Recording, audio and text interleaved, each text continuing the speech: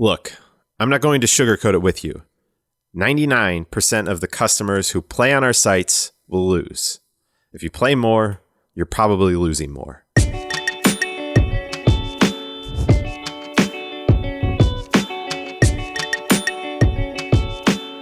Hey there, and welcome to the After Gambling Podcast. My name is Jamie. I'm a former problem gambler.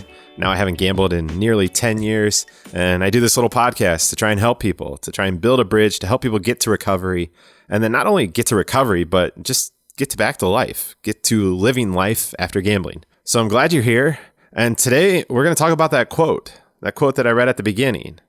The quote that said, "Look, I'm not going to sugarcoat it with you.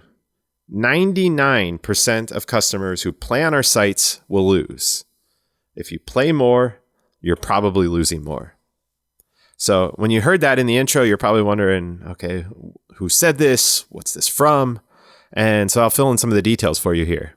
So earlier this week, on February 4th, Parliament in the UK had a lot of the top executives from gambling companies in, and they were there to discuss what people call either the VIP schemes or programs that focused on the highest dollar losers, basically, and creating systems or schemes where they invited people in to give them football tickets or give them special privileges, plane trips, whatever the case may be, free bets, all that type of stuff. And those things have come under fire in the UK, and for good reason. And so this is something that Parliament brought in a lot of the top executives to discuss this use of VIP schemes with these executives. And so part of it, as they were talking about these different schemes, that quote came from one of the executives that was there. His name is Kenny Alexander. He's the CEO of GVC Ladbrokes, which is a huge player in the UK market, starting to do some partnerships here in the US, and I think has other areas of interest around the world, which isn't relevant to this podcast, except for to know that it's a big player. So for those of you in the UK, you're probably saying, well, yeah, it's a huge player. For here in the US, it's not a name that I was ever familiar with. So yeah, that's kind of the background on why it's something that I didn't realize how big they were until I started to dig into it. So as he was responding to the requests and they were digging to try and find more information about these VIP schemes, that's where this comment came up. And it's really something that made me stand up.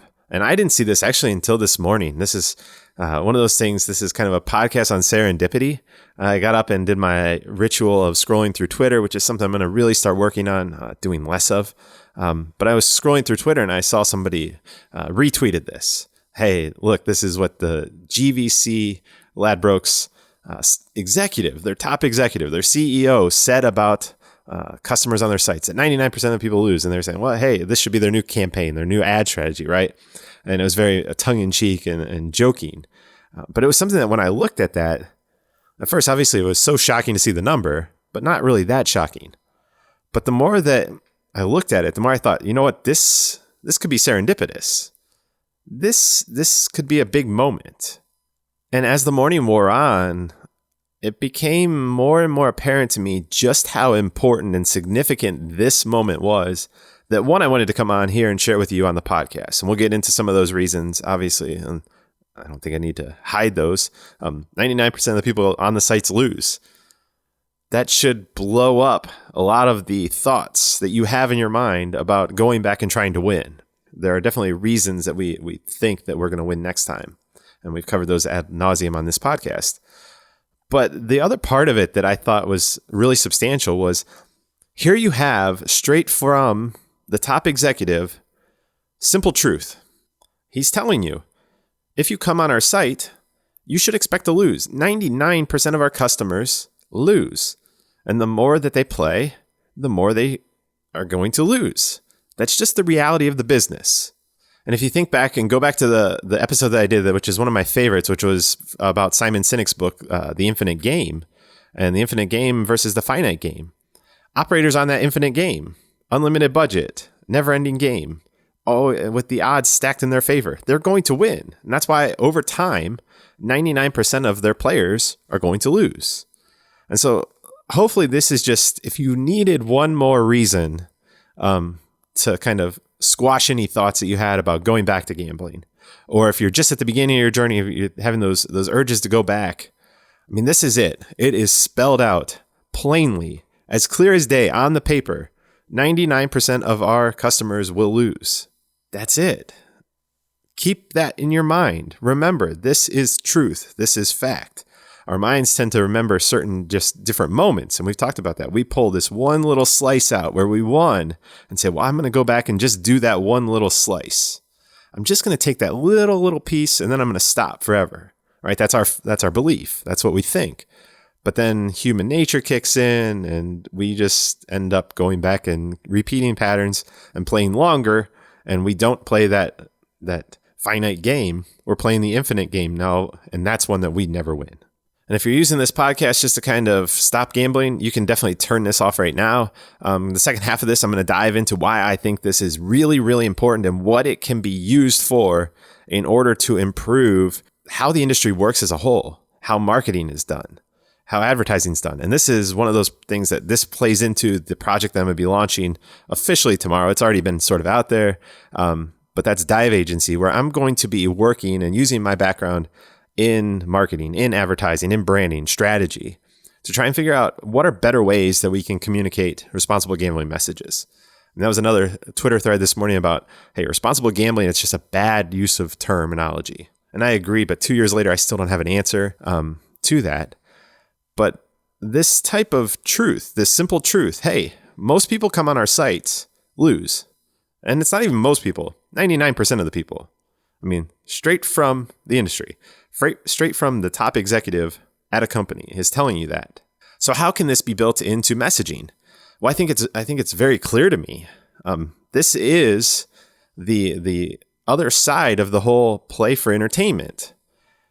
And I think that's something that has been lost over the years. And I think it's been intentionally lost. And I think the marketing has especially been responsible for blurring that line.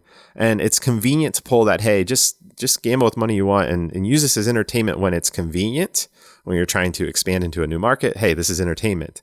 But then those lines start to get blurred with marketing campaigns and aggressive advertising campaigns and things like VIP programs that they were there to talk about. That's where things really get muddy, and where all the problems have kind of stemmed from is over time, the customers have moved from looking at it as a product that is a form of entertainment, like going to the movies, like going to a baseball game, where, hey, you go watch your favorite team play and you come out and you spend $100 or $200 on the tickets. And at the end of it, you may have a great outcome. Your team wins and you're happy, or you may have a terrible outcome. You may be mad because they lost and it affects the rest of your day. But in those cases, we're kind of limited. And I mean, the structure of them, I mean, I've joked before, hey, if I went to a game and my team lost, hell yeah, I'd come out of pocket to buy another ticket to watch them play a second game in hopes that they win. So I go home with a little better feeling. But that's not how it is.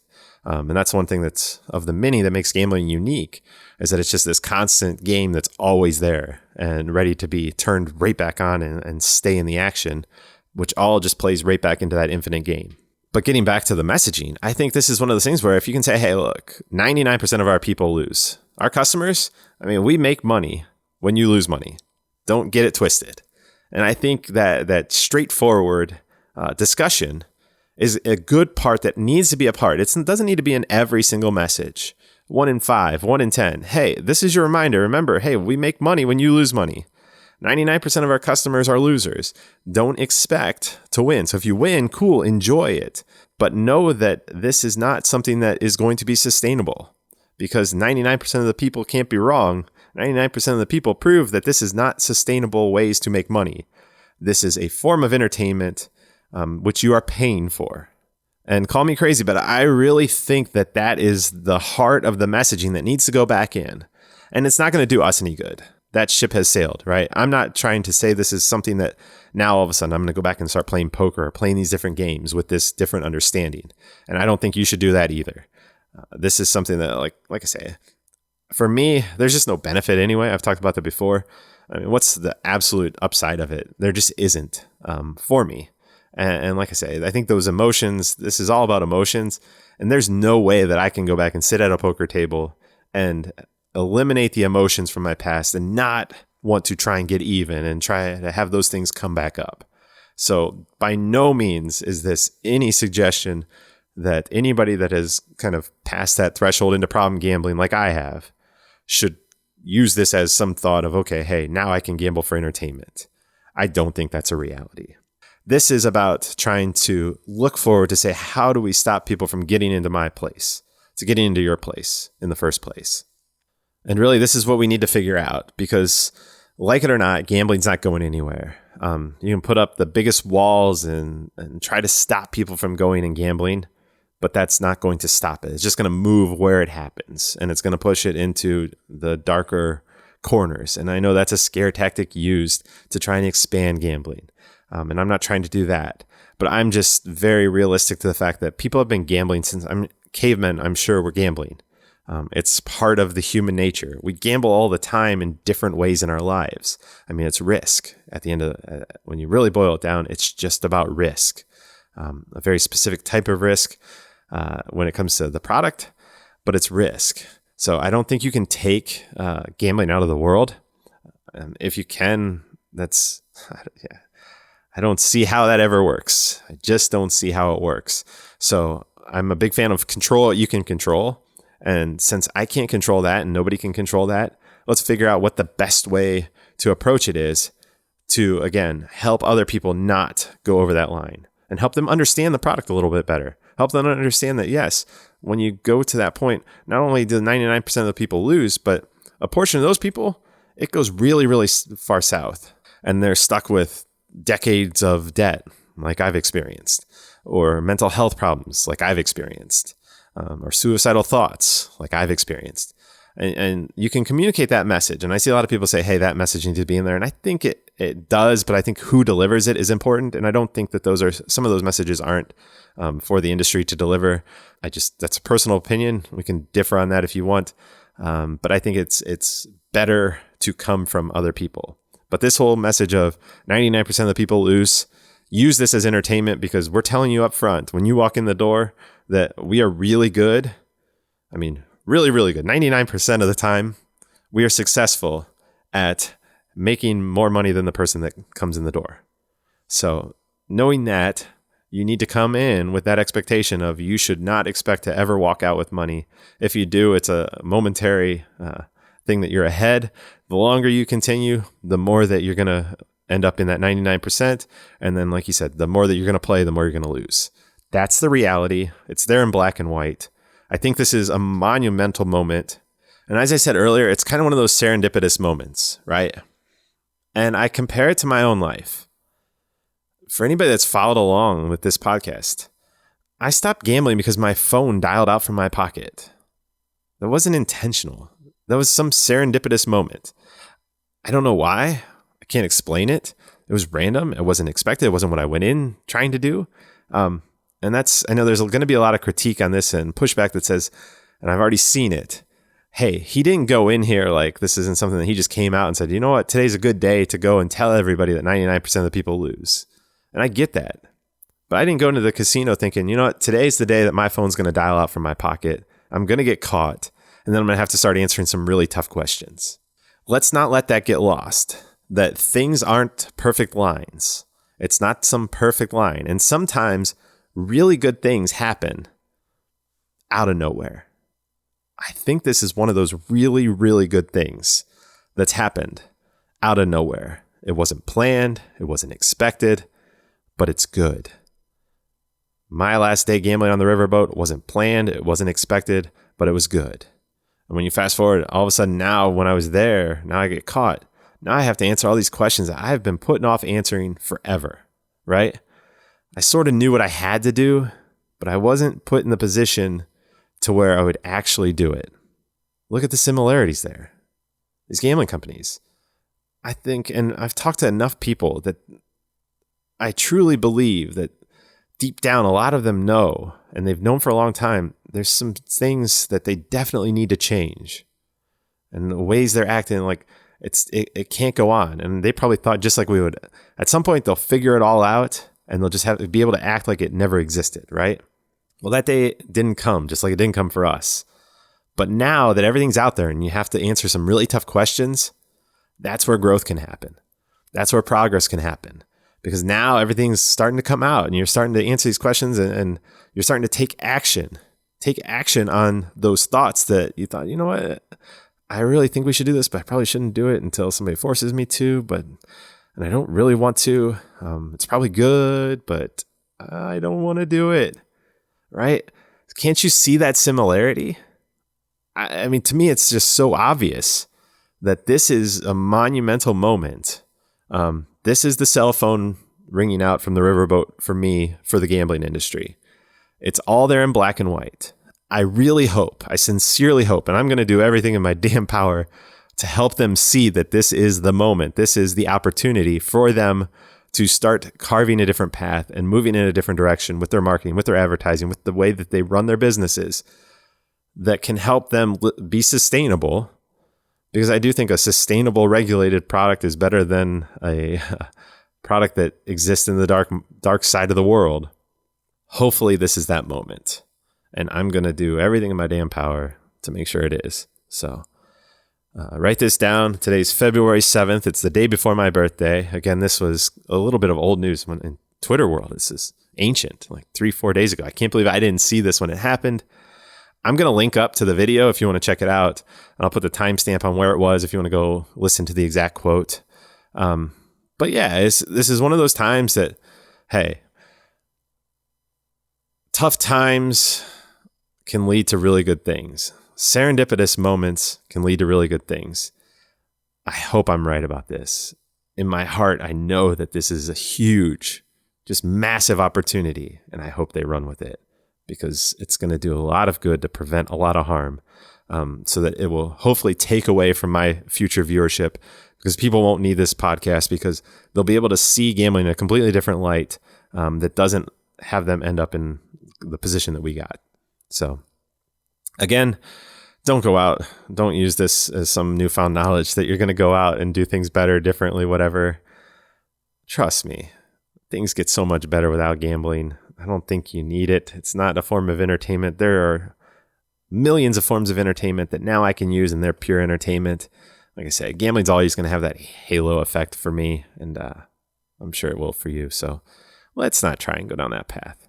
But if you're listening to this and you're from the gambling industry, use this, learn from me, that sometimes the best moments in your life can come from unexpected occurrences. All right, now before you go, I have a couple of huge requests. And the first one is, if you haven't already, please go on and rate the show. And if you can, write a little review, because that really helps people to find it. And it's also, I'm not going to lie, it's cool to read those things. And that's the second request in this list of requests is, if you've gotten value from this, shoot me a message. I mean, I get them pretty much daily, and I have to say they're awesome. Each one of them, I respond to every single one of them. So if you're hesitant, definitely shoot me a message and just say, hey, I'm listening, because it helps me to put a name with kind of these numbers, because the numbers, we just went over 100,000 downloads, but seeing who the people are. So whether you're a gambler or a gambler's friend or wife or spouse or whatever the case may be, maybe you're a therapist or you're from the industry, shoot me a message and say you listen, and let me know what you like the best, and also what you would like to change in the future. I'm always open to feedback. I'm definitely going to have more guests on, so you don't need to say that. Bring more guests on. Have more guests, people, like I say, lined up to come on. We'll get those figured out. So that was request number 2. So request number 1, subscribe. Request number 2, send me a message. Request number 3, if you're digging this and you want to get more content, I'm going to be doing a lot more with email in the next year. So go to the website, aftergambling.com, sign up for the email newsletter. It's really going to be kind of a summary of the week, or some of the best things that I see each week, and maybe just kind of a tip or advice piece. And it's just a different way. If you don't want to give out your email, I get it. No worries. But again, that's going to be one of those ways that you can kind of keep up with some of the other things as I do some different pieces of content that are outside of the podcast going forward. Then the fourth thing, yes, I know I'm needy today.